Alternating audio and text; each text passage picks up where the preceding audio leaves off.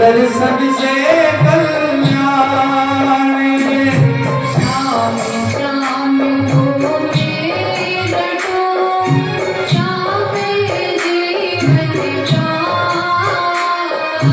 श्याम भक्ति जग में बड़े उनको करूं प्रणाम।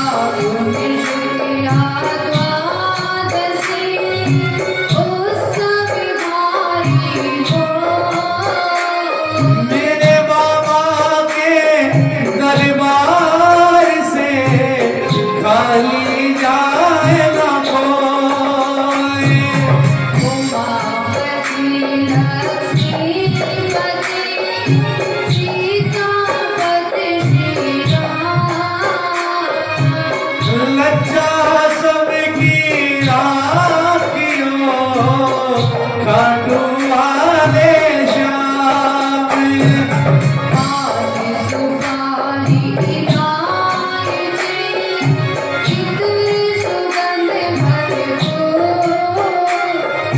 सब भक्तों की विनती दर्शन देवो हजूरी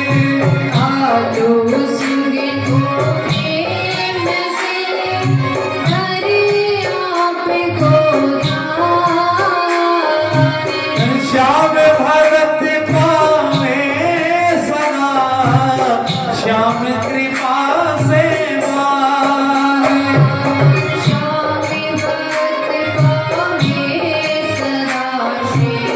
श्याम कृपा से माने श्याम भक्ति पावे सदा श्याम कृपा से माने बोली लक्ष्मी दाता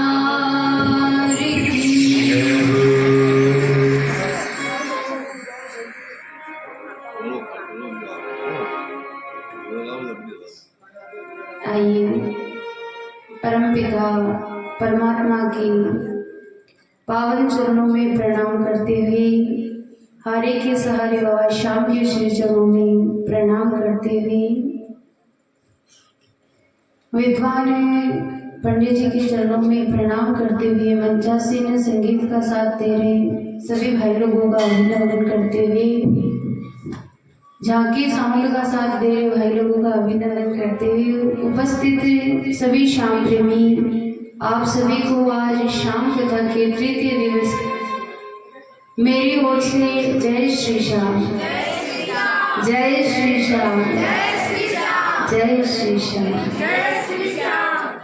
आइए कल कथा हमने सुनी, घटोत्कच का विवाह हुआ, वीर बर्बरी का जन्म हुआ।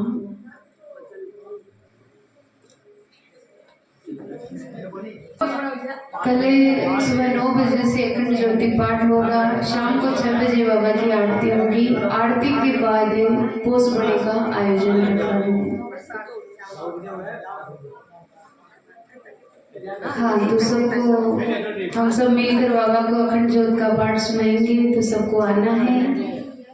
और आज बहुत ही सुंदर बाबा की कथा होगी, किस प्रकार शीश महादान देंगे वीर बर्बरी की और शाम शीश खाटू में प्रकट होगा, वही कथा आज हम सुनेंगे। तो आइए आज की पावन कथा में प्रवेश करें।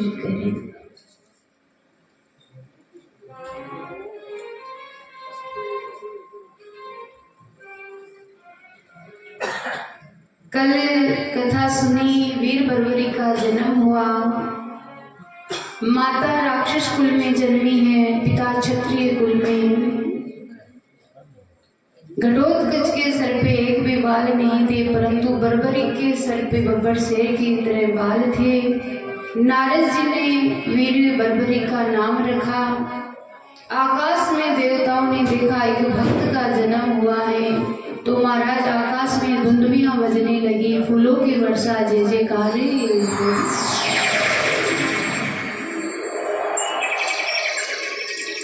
भक्ति करना, भक्त बनना माताओं बहनों भाइयों साधारण काम नहीं है। आज संसार में जितने भी भक्त हुए हैं, उनके जीवन में अनेकों अनेक परेशानी आई, उन्होंने उनका सामना किया, उसके बाद ही उनका नाम हुआ है। मीराबाई, कर्माबाई, सूरदास जी, नामदेव जी, कबीरदास जी, बहुत बड़े बड़े संत हुए, लेकिन पहले इन्होंने संघर्ष किया तभी उनका नाम हुआ। आज अगर वीर बर्बरी किसी इसका दान नहीं देते तो क्या हम शाम कथा सुनते? कोई नहीं। तो भक्ति करना सरल काम नहीं है। समाज में तुलसीदास जी महाराज ने तो बड़ी सुंदर बात कही थी कि तुलसी इस संसार में भांत भांत के लोग, सबसे हिल मिल चालिए नदी नावे। भांत भांत के लोग मिलेंगे, अच्छी चर्चा करने वाले, बुरी चर्चा करने वाले, परंतु अगर हमें अपना कल्याण करना है तो समाज की ओर देखना हम बंद कर दो। एक मैं छोटी सी बात आपको बताती हूँ। एक बार एक मेंढक की टोली थी, पहाड़ पर मेंढकों को चढ़ना था। मैंने शायद पहले भी बताई, पहाड़ पर मेंढकों को चढ़ना था। एक चढ़ा, दूसरा चढ़ा, लेकिन पहाड़ की ऊंचाई देखकर डर गए तो चढ़ नहीं पाए। सारे मेंढक नीचे आ गए मतलब, लेकिन एक मेंढक था वो ऊपर चढ़ता ही गया।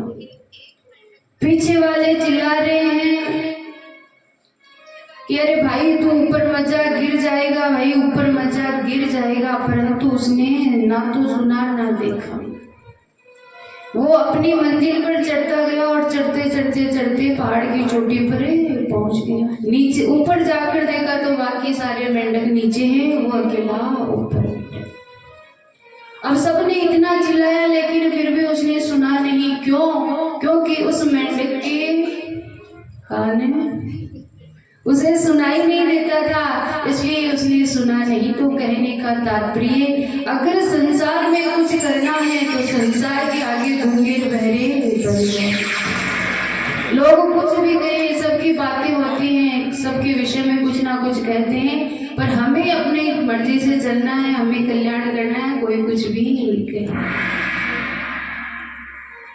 तो माताओं बहनों भाइयों, आज एक भक्त का जन्म हुआ है। सारे देवता हर्षित है, पांडव हर्षित है। पांडव कुल में वीर बर्बरी के आई है। और एक कहावत है कि भक्ति के लक्षण बचपन में ही दिखने प्रारंभ हो जाते हैं।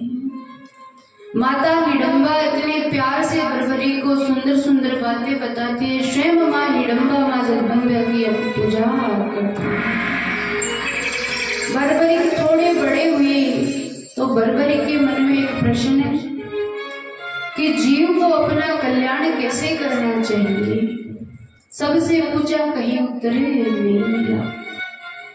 तो अपने पिता के सामने ये प्रस्ताव रखा तो घटोत्कच बर्बरी को लेकर आकाश मार्ग से उड़ते हुए द्वारिका में भगवान के पास, द्वारिका धाम में पहुंचे। बोली द्वारकाधीश भगवान की। घटोत्कच और बर्बरी ने भगवान को प्रणाम किया और प्रणाम करने के बाद घटोत्कच से भगवान ने पूछा, घटोत्कच परिवार में सब कुशल हैं? कहा, प्रभु आपकी कृपा से सब कुशल हैं और हमारे एक पुत्र और हुआ है, बर्बरी, किसका नाम है आपके सामने खड़ा है। आपसे मिलने की कामना लेकर आए हैं, ये आपसे कुछ पूछना चाहते हैं। जब ये बात कही तो बर्बरिक ने भगवान को प्रणाम करके अपना प्रश्न किया कि हे प्रभु, आप मेरे गुरु हैं, आप भगवान हैं, आप परम पिता हैं। आपसे मैं एक बात पूछना चाहता हूँ कि व्यक्ति को कल्याण के लिए क्या करना चाहिए।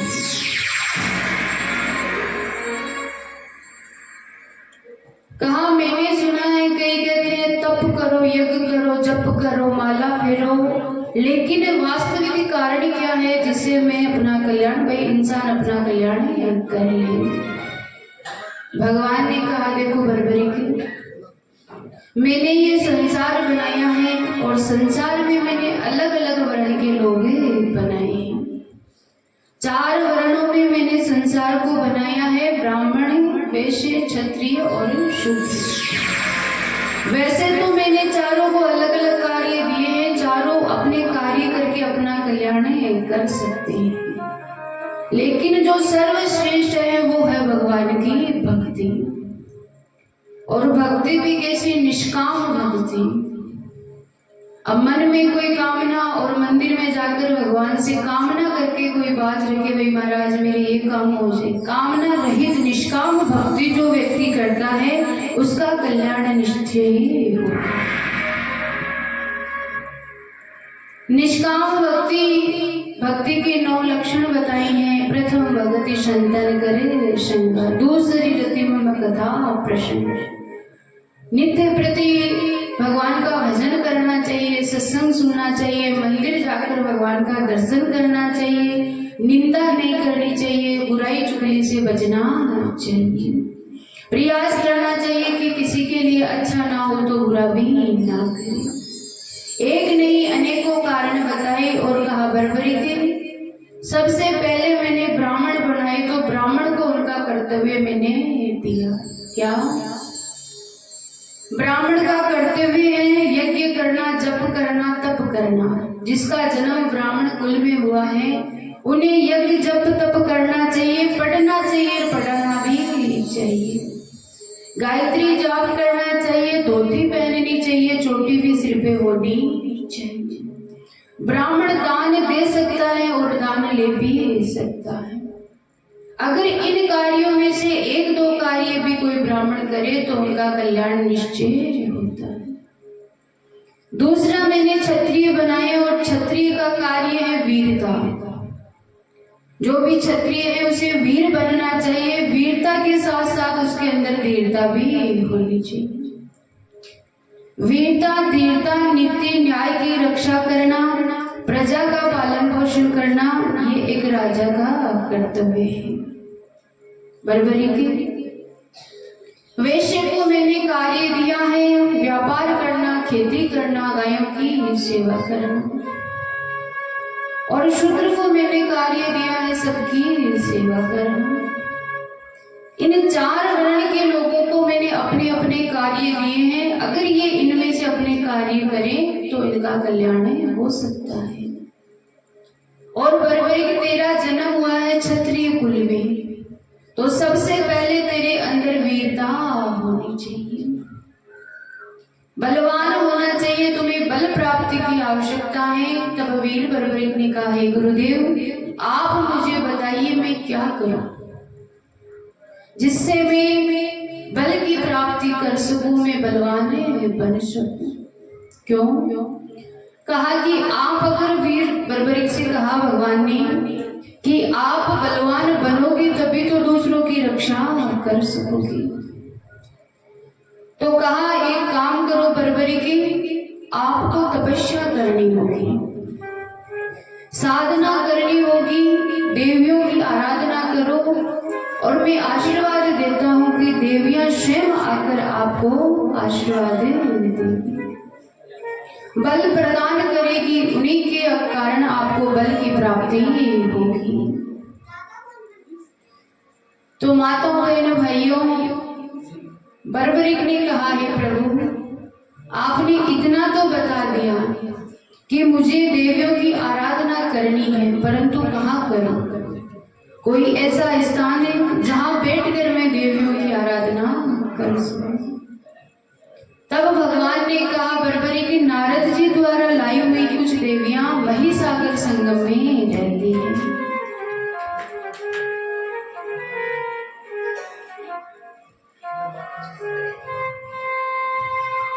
महिसागर संगम तीर्थ है, वहां पर देवियां रहती हैं। तुम एकांत में वास करके वहां पर बैठकर देवियों की आराधना करो। और कहते हैं उसी समय बर्बरिक ने भगवान के सामने एक प्रण भी लिया था कि हे प्रभु मैं वीर बर्बरिक आज प्रण लेता हूँ कि मैं समाज का कल्याण करूंगा, आज जीवन में ब्रह्मचारी रहूंगा, ब्रह्मचारी का पालन करूंगा, मैं अपने जीवन में कभी विवाह नहीं करूंगा। प्रणाम करके आशीर्वाद लेके पिता पुत्र दोनों हिडम्ब वन में आ गए। और वहां आने के बाद माताओं बहनों भाइयों बर्बरिक तपस्या के लिए निकल गए। महिषा संगम है, वहां पर आकर बर्बरिक तपस्या कर रहे हैं, देवियों की आराधना कर रहे हैं। और किस प्रकार देवियों को मना रहे हैं? क्या कहा?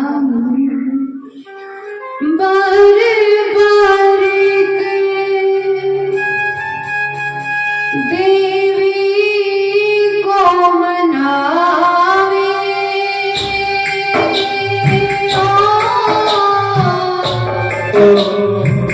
बात बात के तो सृजनावे श्याम श्री श्याम जय जय श्याम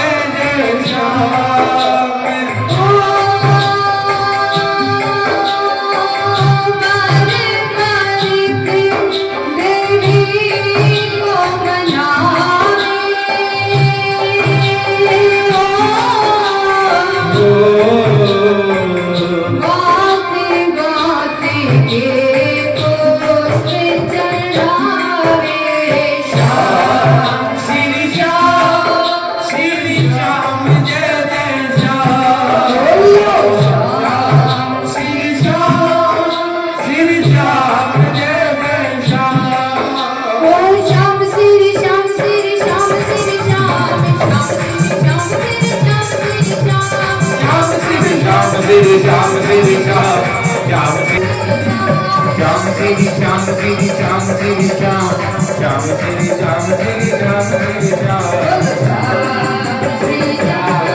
श्री श्याम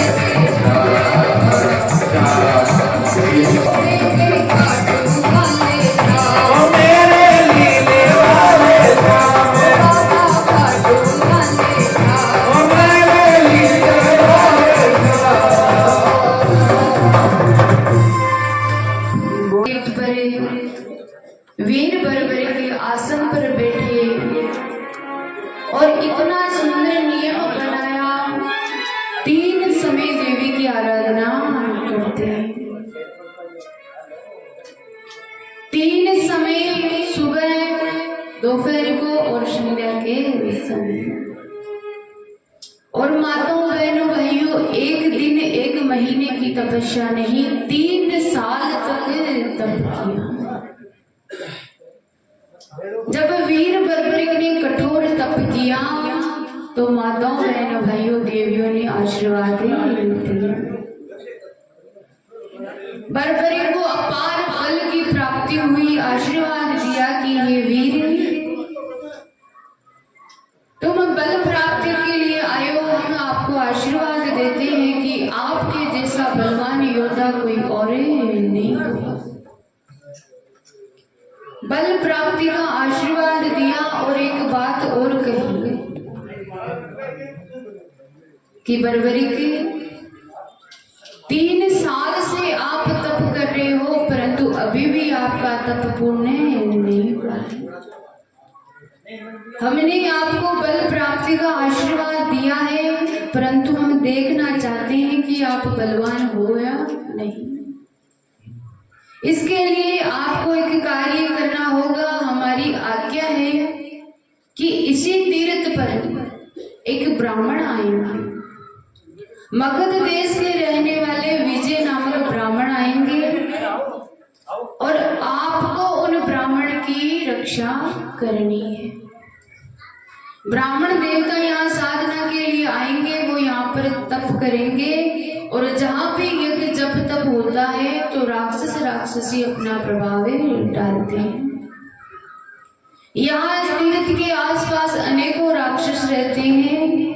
कोई भी ब्राह्मण को धर्म कार्य करने नहीं देते, तो हम आपके बल की परीक्षा भी लेंगे और हम आपको आशीर्वाद भी दे रहे हैं कि आपको ब्राह्मण देवता की रक्षा करनी है। बरबरी ने कहा ठीक है। आज माताओं बहनों भाइयों देवियों ने देखा वीर बरबरी का हृदय कोमल है। कोमल हृदय को देखकर वीर बरबरी को सुहृदय नाम भी देवियों ने दिया है। देवियां आशीर्वाद देकर चली गई। थोड़े समय बाद विजय नामक ब्राह्मण आए, आपस में दोनों मिले। वीर बरबरी ने कहा हे ब्राह्मण देवता, आप निसंकोच होके अपने तप में बैठ जाए, मेरे होते हुए यहाँ कोई भी बाधा नहीं आएगी। विजय जो महाराज ब्राह्मण थे विजय नामक, वो आसन पर बैठे। उन्होंने अपनी आराधना शुरू की, गणेश पूजा की, गुरु पूजा की और उसके बाद देवियों की आराधना करने लगे। अब जैसे ही धर्म का कार्य शुरू हुआ, यज्ञ प्रारंभ किया। यज्ञ में जैसे ही आहुति दे रहे थे तो कहते हैं आहुति की सुगंध चारों ओर फैल गई। चारों ओर सुगंध फैली। दूर दूर राक्षस थे, राक्षसों को पता लगा कि यहाँ पर कोई धर्म का कार्य हो रहा है। और माताओं बहनों भाइयों, राक्षसों के सामने धर्म का कार्य हो जाए ऐसा वो होने नहीं देंगे। क्यों? कि यज्ञ होगा, जप होगा तो देवता की शक्ति प्रबल होगी। जब देवी शक्ति प्रबल होगी तो राक्षसों का व्यापार चलेगा नहीं। तो वो क्या करते हैं, कोई भी धार्मिक कार्य होते हैं तो राक्षस उसमें बाधा डालते हैं। और राक्षस ये नहीं जिसके लंबे बाल हो, लंबा शरीर हो, मोटा तजा हाथ लंबे हो, मोटे, वो शरीर से राक्षस नहीं होता। आज हमारे बीच में भी कई ऐसे राक्षस बैठे हैं, रूप तो सुंदर है लेकिन मन में ऐसी भावना है जिसे हम सोच नहीं सकते। एक बड़ी सुंदर बात आती है कि पहले था एक रावण, त्रेता युग में एक ही रावण हुआ और उसकी पहचान थी कि उसके शीश 10 थे। परंतु आज कलयुग में घर घर में रावण बैठे हैं। उस रावण की पहचान थी, आज के रावण की कोई पहचान नहीं है। अंदर से कुछ और बाहर से कुछ। पहले था एक लक्ष्मण, पहले एक ही लक्ष्मण थे। वास्तविक वो देवर थे कि जब सीता मैया वन में जब हरण हुआ सीता मैया का, तो राम जी ने पूछा, हे लक्ष्मण, सुग्रीव जी से राम जी की भेंट हुई तो कुछ आभूषण मिले थे, तो कहा कि क्या तुम इन आभूषणों को पहचानते हो? हाथ के कंगन जो भी जेवर थे मिले, तो लक्ष्मण जी ने मना कर दिया। कहा भैया, अगर पैर की बिछिया होती तो मैं जरूर बताता कि ये बिछिया मेरी भाभी की है, बाकी आभूषण में नहीं पहचानता। परंतु आज का लक्ष्मण सीता हरण की नियत बना रहा है। आज महाराज घर घर में ऐसे हो रहे हैं, दिखने ऊपर से कुछ और अंदर से कुछ और। तो महाराज राक्षसों को पता चला, इधर विजय नामक ब्राह्मण साधना के लिए बैठे। जैसे ही यज्ञ हवन शुरू किया तो कहते हैं रात्रि का समय, दिन तो बीत गया। दिन में राक्षसों की शक्ति कम होती है, परंतु जैसे जैसे रात होती है राक्षसों की शक्ति बढ़ती जाती है। एक राक्षसी दौड़ती हुई आई, कहाँ यज्ञ हो रहा है? मन में विचार किया, मैं जाकर यज्ञ को विध्वंस कर दूं, मैं यज्ञ होने नहीं दूंगी। परंतु वीर बर्बरी की रक्षा के लिए खड़े थे। ब्राह्मण देवता अपनी साधना में लीन थे। जैसे ही राक्षसी आई, दूर से बर्बरी ने देखा, दौड़ के सामने गए और जोर से गर्जना की। इतनी जोर से वीर बर्बरी करते कि वो राक्षसी डर गई और मारा नहीं, डर कर राक्षसी भाग गई। एक महाराज कहते हैं राक्षसी बर्बरी की गर्जना से डरकर भाग गई। जैसे ही रात्रि का दूसरा पहर आया तो एक रेपलेंद्र नाम का राक्षस आया और राक्षस ने माताओं बहनों भाइयों आकर वही कार्य यज्ञ को विध्वंस करना चाहा। परंतु बाबा के होते कौन किसका क्या बिगाड़े। वीर बर्बरी उनके साथ भी युद्ध करने लगे और दोनों के बीच में युद्ध हो। एक और राक्षस है, एक और वीर बर्बरी है, दोनों के बीच में युद्ध हो रहा है। और माताओं बहनों भाइयों युद्ध करते करते करते करते वीर बर्बरी ने जोर से मुक्का मारा। कहते धड़ाम से राक्षस नीचे गिरा, राक्षस को हाथ में उठाया और महिसागर संगम में संगम के तट पर फेंक दिया, अग्निकोण में उस राक्षस को। एक तो डर कर भाग गई, दूसरा मर गया। दो पहर तो रात के बीत गए, लेकिन जैसे ही तीसरा प्रहर आया तो कहते हैं एक राक्षसी और आई। बर्बरी के पुनः गए। अब पहले तो जो राक्षसी आई वो तो गर्जना से डर गई, पर ये राक्षसी बहुत बड़ी थी, पर्वत के आकार की थी। बर्बरी की गर्जे पर ये राक्षसी डरी नहीं। ये राक्षसी डरी नहीं तो बर्बरी ने मन में विचार किया, क्या करूं, राक्षसी को मारूं या नहीं? मैं आया हूं धर्म की रक्षा के लिए, बल प्रदान करने, और शास्त्र का नियम है कि स्त्री पे हाथ नहीं उठाना। अब मैं क्या करूं? इसको डरा रहा हूं, ये डर नहीं रही, करूं तो क्या?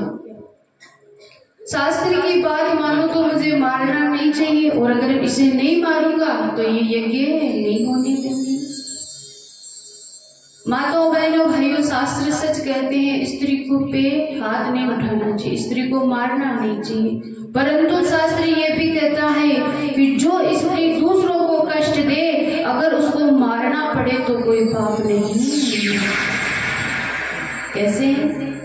कि जब प्रभु श्री राम विश्वामित्र जी के साथ जा रहे थे वन में, तो जैसे ही देखा वन में ताड़का भयंकर रूप में भगवान के सामने आई। गुरु जी ने कहा राम इसे मार दो। राम जी ने कहा प्रभु आप मुझे कह रहे हो इसको मार दो, अरे मेरा नाम है मर्यादा पुरुषोत्तम, मेरे नाम के आगे मर्यादा लगी है और मर्यादा ये कहती है नारी पे हाथ नहीं उठाना चाहिए, और आप मुझे कह रहे हैं इसको मार दो। गुरुजी बोले कि राम आज इस तारका के कारण लाखों लोग परेशान हैं, जीव जंतु जो भी हैं सब परेशान हैं, अगर आप इसे मारोगे तो आपको पाप नहीं लगेगा। जो दूसरों को कष्ट दे उसको मारो तो भी पाप नहीं। बरबरी ऐसा सोच रहे हैं महाराज, कई गांव में ऐसे होते ही हैं। एक छोटी सी हास्य कथा याद आ रही है, सुना दो। बोले खाटू नरेश एक बार कहीं है कि एक गांव में एक डोकरी रहे, अपन ऐठ तो नहीं पर कई गांव में इन्हें डोकरियां बड़ी खोटी हो गई। बूढ़ा पर मैंने राम राम करना चाहिए, राम राम तो कर दी, थारी मारी चुगली करे, अट कोई करे तो बुरो ना मने। तो भी डोगरी रो एक नियम रहे कि गांव रे महीने कोई भी आवे तो महाराज सब पहले बीरो ही घर तो आता नहीं पूछे भाई जी कठू मारा। अभी डोगरी री जीव इतनी काड़ी रहे कि बीरो कटखा रो लागे। कोई भी गांव रे महीने आवे कि भाई जी कठू आया, अब कोई सगाई कर बड़ा आवे, कोई छोरो देख बड़ा, कोई छोरी देख बड़ा, बाकी ते कठू आया तो बात कट्ठा करी अटक जा। गांव रे लोग कोई बारे जावे सगाई संबंध वास्ते, जो ही जाने लगे तो के भाई जी कट्ठे जाओ। अब महाराज भी कट्ठे रे महीने बात अटकी, गांव में न तो कोई सगाई हुए न कोई ब्याह हुए। सगाई ब्याह की नहीं हुआ तो गांव रे लोग परेशान हो गया कि ये डोगरी रो कहीं कर। अब गांव रीने की कहीं करा तो एक बार सब बैठा, एक मतो विचार करो कि एक काम करो कि गांव के बारे एक झोपड़ी बना दो और बैठे डोगरी ने बिठा दो। अरे भाई आठों दूर जासी तो कटकारो तो बंद होसी, अपना गांव में किने शुभ कार्य होने लाग जाए। तो महाराज डोगरी ने जिया तिया राज्य करी और गांव रे बारे समसान था बटे झोपड़ी बना दी और जो डोगरी तो अठे ही बैठी रहे। डोगरी बैठे रहे कोई दिक्कत नहीं। अब गांव रे मायने भी सगाई ब्याह सब होना लगे क्योंकि आफत तो ठड़की। अब एक दिन महाराज नहीं हुए कि गांव रे मायने कोई जय राम हो जाए तो गांव रे लोग बने लेकर शमशान घाट में जावे, सारा आपस में बात करे कि भैया थोड़ा धीरे चले जाओ। पर डोगरी की झोपड़ी बैठे है ठीक सामने मिल गई ना तो की गड़बड़े करे। तो एक काम करो भैया धीरे धीरे चली जो सारा जना धीरे धीरे जावे। तो जी ही धीरे धीरे जावे। महाराज कितना ही धीरे चलो 100-200 जावे तो आवाज तो हो ही। तो डोगरी ने झोपड़ी में आवाज सुनी जी, डोगरी बाहर निकले के भैया सीधे चल जाओ। गाँव वाला के आ तो मिल गई जने क्यों भाई फलाने फलाना जी हाँ महाराज में शांत हो गया, बारो संस्कार कर आवा। तो डोगरी के इतना धीरे क्यों चलो, थर गई पेट में धरण गोड़ा पड़े, थर गई पेट में धरण गोड़ा हो जाए इतना धीरे चलो। गाँव वाला के आ नहीं सुधरे।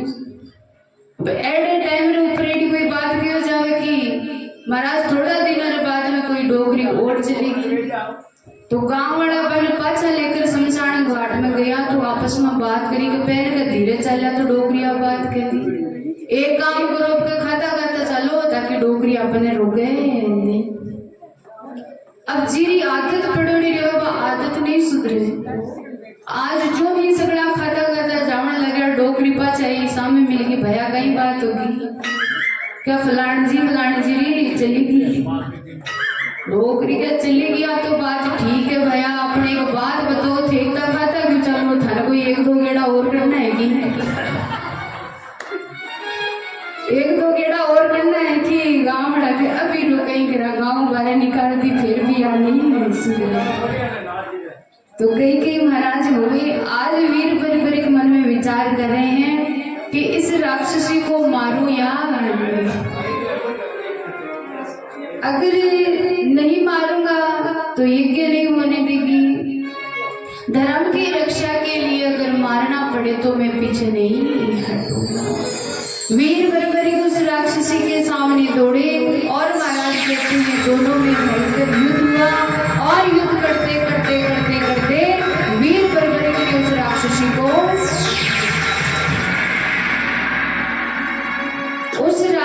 को मार दिया। 3 राक्षस मर गए। अब जैसे ही चौथा पहरे आया, ब्रह्म मुहूर्त का समय था, एक पालासी नाम का दैत्य था, साधु के रूप में वीर बर्बरिक के पास आया।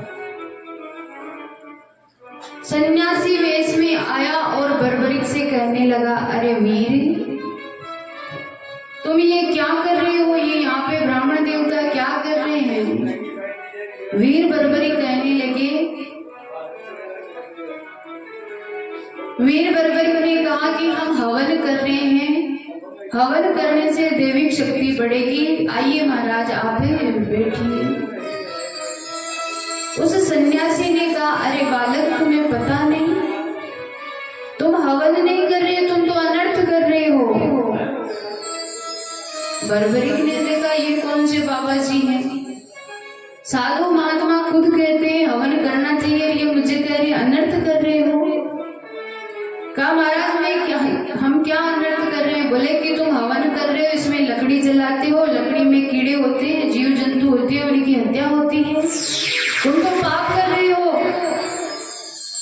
बर्बरिक ने कहा ये तो बात ठीक है, जीव जंतु की हत्या तो होती है, परंतु यज्ञ करना धार्मिक कार्य है और यज्ञ के लिए जो लकड़ी लाते हैं वो देख कर ही लाते हैं। और महाराज जी आप कह रहे हो यज्ञ करना पाप है, इसका मतलब आप संत नहीं। जिस साधु को यज्ञ का मतलब ही पता नहीं, इसका मतलब आप संत नहीं है। आप कौन है? देखते ही देखते जब वीर बर्बरिक ने ये बात कही, उसी समय कहते हैं उस राक्षस ने विकराल रूप बर्बरिक के सामने,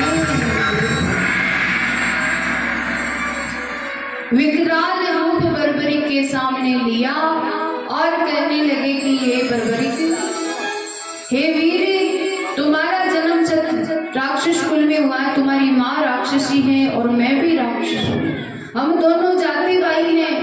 अगर तुम धर्म की रक्षा करोगे तो हमारे धर्म का क्या होगा?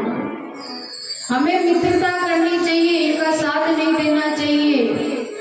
बर्बरिक ने कहा आपकी बात तो ठीक है, परंतु धर्म की रक्षा के लिए जाति कुल कुछ बीच में नहीं आता। मुझे धर्म की रक्षा करनी है और आपको धर्म का महत्व पता नहीं है, इसलिए मैं आपको नहीं छोड़ूंगा।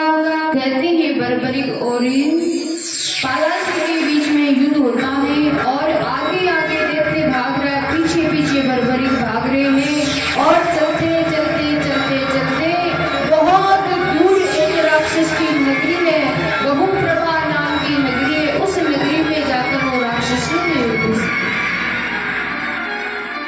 बहुप्रभा नाम की नगरी थी, अपनी नगरी में जाकर राक्षस छिप गया। चारों ओर जितने भी राक्षस थे आवाज देकर सबको बुला दिया। श्याम इतिहास में मैंने पढ़ा है कि एक नहीं वहां पर 9 करोड़ राक्षस इकट्ठे हो गए।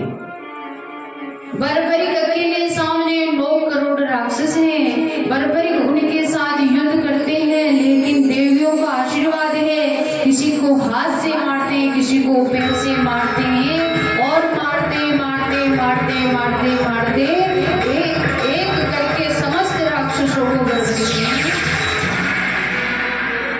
अकेले वीर बर्बरिक इन राक्षसों को मारते हैं। जैसे ही राक्षसों को मारा वहां पर नागराज वासुकी आ गए। नागों के राजा वासुकी हैं, अपने कुछ नाग को साथ में लेकर आए, हाथ जोड़कर बर्बरिक से कहने लगी हे वीर तुम कौन हो, कहां से तुम आए हो और क्या कह रहे हैं?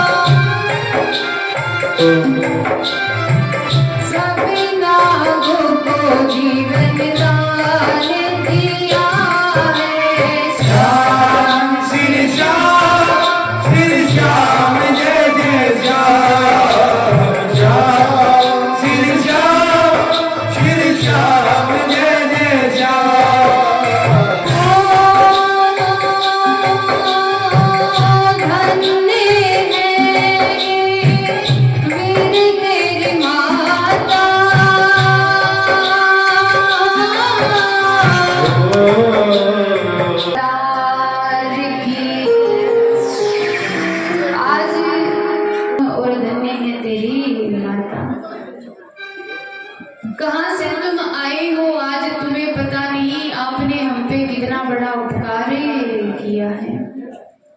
क्या कि हे वीर, ये राक्षस थे ना, इन्होंने हमारा जीना हराम कर रखा था। हम नाग इनसे डर डर के रहते थे, परंतु हमने देखा कि आप अकेले वीर होकर इतने सारे राक्षसों को आपने मार दिया। आपने हम पर बहुत बड़ा उपकार किया।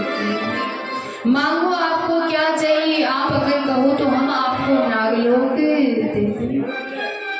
वीर बर्बरिक ने कहा, हे नागराज वासुकी, हमें कुछ भी नहीं चाहिए, हमें कुछ भी नहीं चाहिए, बस आप अपना आशीर्वाद हमें दो। तब महाराज नागराज वासुकी ने कहा कि धन्य है ये वीर तेरी माता। आज अगर तुम्हारी जगह कोई और होता तो शायद हमने आपसे कहा कि आप नागलोक ले लो, तो आपकी जगह कोई और होता तो अवश्य नागलोक ले लेता। परंतु धन्य है आप और धन्य है आपकी माँ, जो ऐसे वीर को जन्म दिया। माताओं बहनों भाइयों, बालक का पहला गुरु उसकी माँ होती है। अगर माँ चाहे तो बालक को सुधार सकती है और माँ चाहे तो बालक को बिगाड़ सकती है।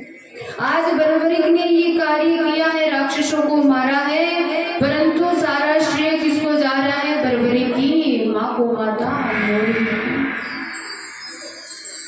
नागराज वासुकी ने आशीर्वाद दिया और कहते हैं बर्बरिक वहां से आए। आते समय बर्बरिक ने देखा कुछ नाग कन्या एक शिवलिंग के पास से बैठी है। भगवान शंकर का सुंदर सोने से जड़ित शिवलिंग है।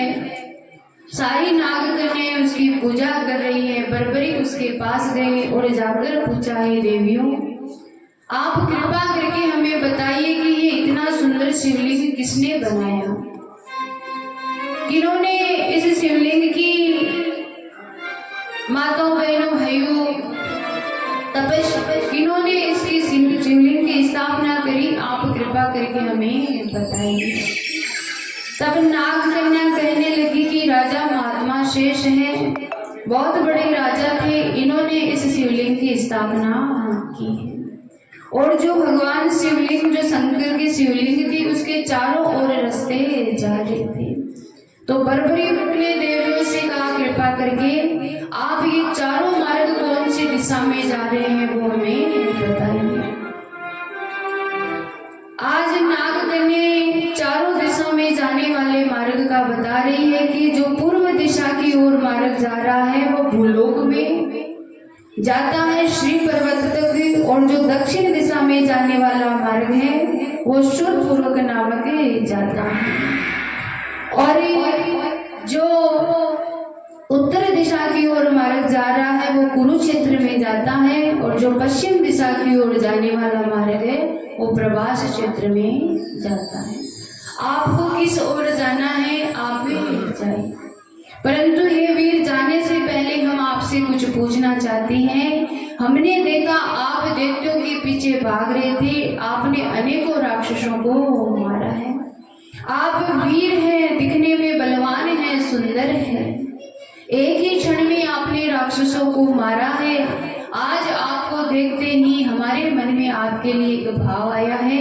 नाग कन्या कहती है कि हम आपसे विवाह करना चाहती हैं।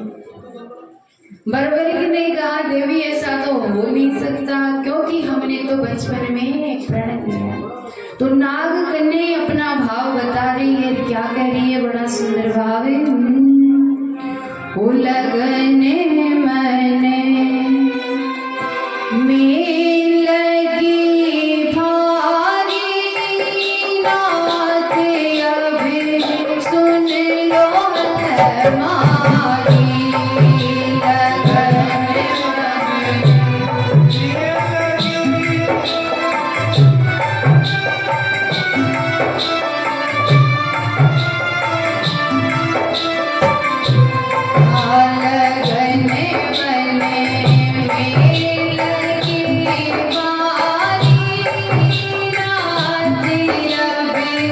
सुन लो हमारी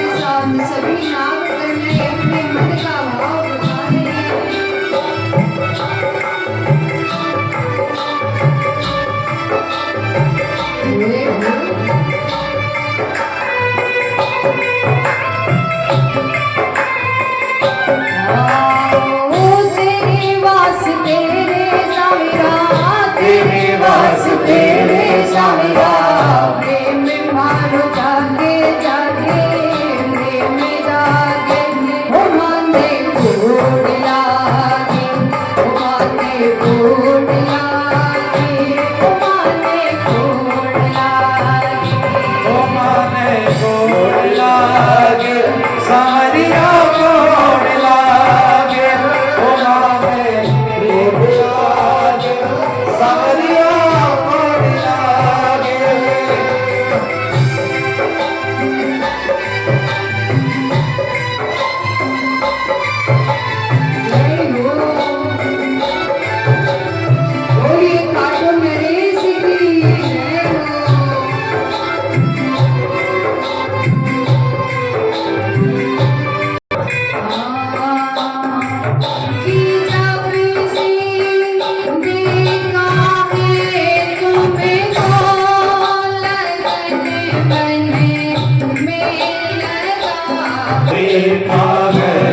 तुमको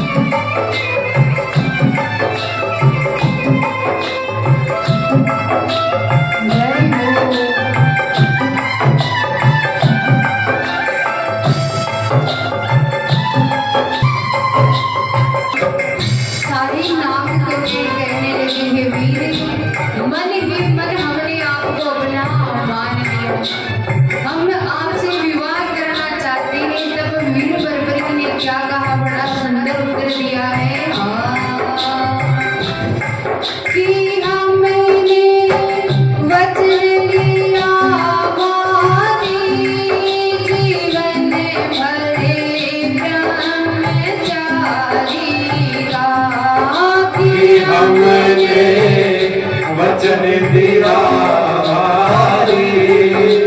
जीवन भर ब्रह्मचारी का जीवन भर ब्रह्मचारी का जीवन भर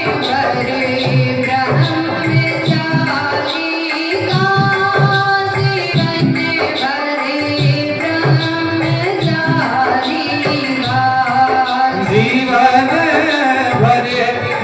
ब्रह्मचारी जीवन भरी ब्रह्मचारी का नाही कराएंगे घर हमें नाही बसाएंगे ये सारी नाही कराएंगे के घर हम नाही बसाएंगे लगन बने लगी बानी नाती अभी सुन लो हमारी लगन बने लगी बानी नाती अभी सुन लो हमारी नाती अभी सुन लो हमारी नाती अभी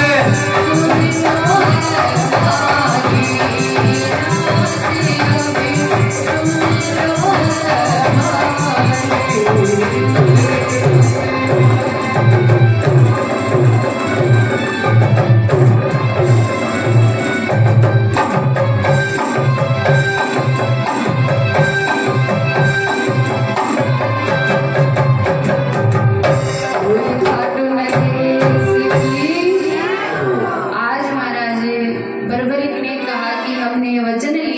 राम जीवन भर ब्रह्मचारी रहे। नाग कन्याओं ने कहा, धन्य हो वीर, आप धन्य है आपकी माता।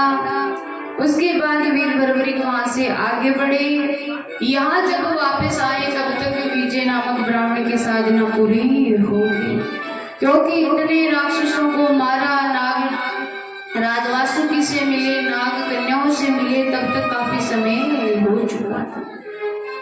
ब्राह्मण देवता आसन से खड़े हुए बर्बरिक से कहने लगे, हे वीर, तुम्हारे कारण मुझे देवियों का आशीर्वाद मिला है, शक्ति मुझे प्रदान हुई है।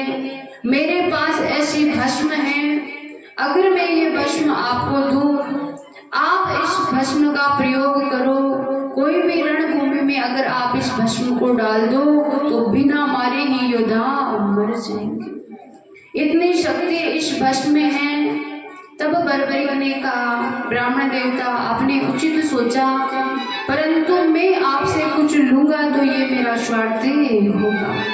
और मुझे मेरे गोविंद ने कहा था कि भक्ति वही होती है जो निष्काम होती है। मुझे भस्म की हो सकता है कहीं ना कहीं आवश्यकता हो, परंतु मैं ये नहीं ले सकता। विजय नामक ब्राह्मण ने आशीर्वाद दिया। ब्राह्मण देवता वहीं चले गए और बर्बरिक तपस्या में बैठे। वीर बर्बरिक देवियों को मना रहे हैं और कहते हैं, देवियों को मनाया तो आज स्वयं देवी वीर बर्बरिक के सामने प्रकटे हो गई। बोली शीतम्बिका मां की। बाण थे कि एक बाण से सारे युद्ध को समाप्त कर सकते हैं। तो वीर बर्बरिक देवियों की भक्ति कर रहे हैं। तब तक हम एक बड़ा ही सुंदर बाबा का भजन सुनते हैं, उसके बाद आगे की कथा।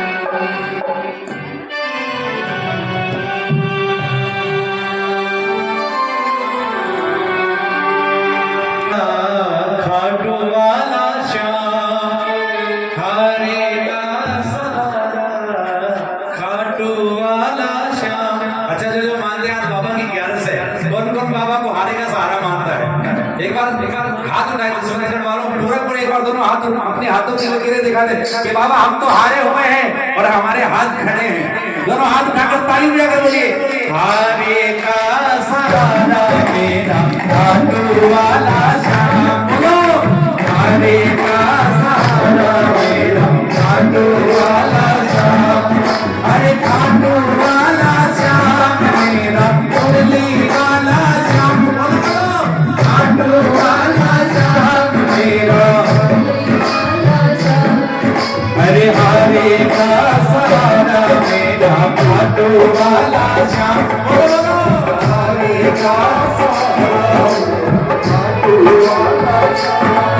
हरे खाटू वाला श्याम मेरा मुरली वाला श्याम। खाटू वाला श्याम मेरा मुरली वाला श्याम। हरे का सहारा मेरा खाटू वाला श्याम।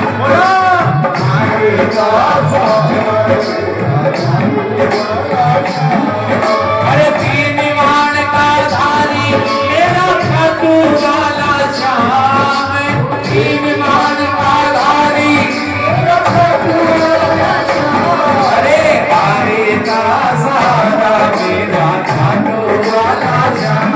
बोलो, हारे का सहारा मेरा खाटू वाला श्याम।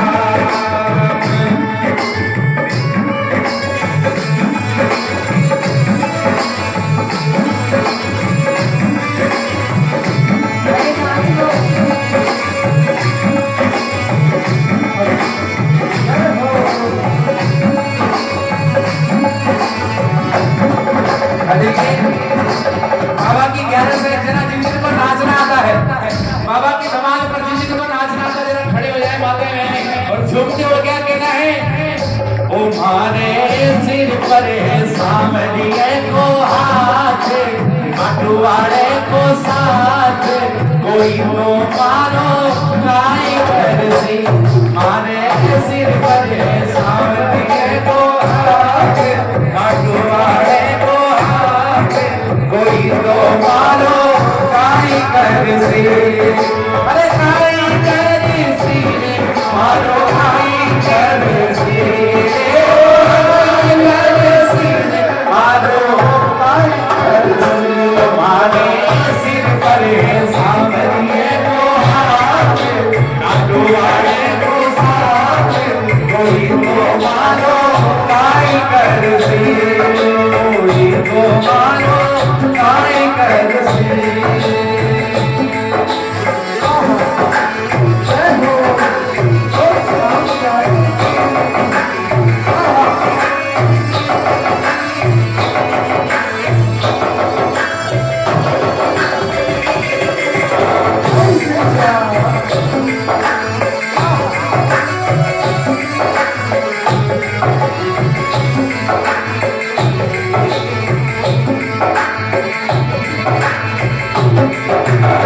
जो पर विश्वास करे वो चोटी तान के सोवे, जो पर विश्वास करे वो चोटी तान के सोवे।